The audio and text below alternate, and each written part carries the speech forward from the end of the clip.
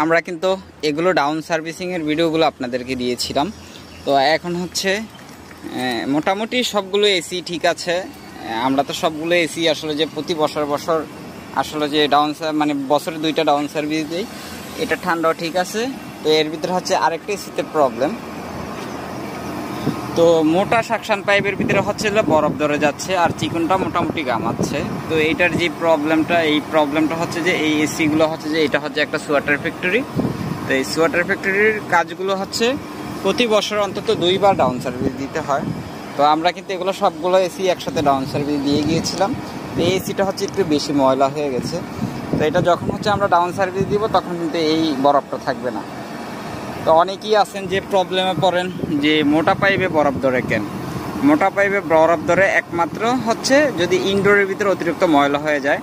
এগুলো হচ্ছে যে যেহেতু গার্মেন্টস সেক্টরের এসি, এগুলো হচ্ছে কয়েকদিন পরপরই নামায় ডাউন সার্ভিস দিতে হয়।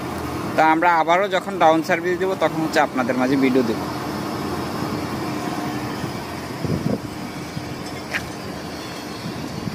তো এই ফ্যাক্টরিতে কিন্তু অনেক এসি। তো এইটা হচ্ছে যে এই সাইডের এসিগুলো, আর এই ফ্যাক্টরির ওই পাশেও এসি আছে, তারপর ওই আম গাছের নিচে অনেকগুলো এসি আছে, তারপর সামনের সাইডেও এসি আছে।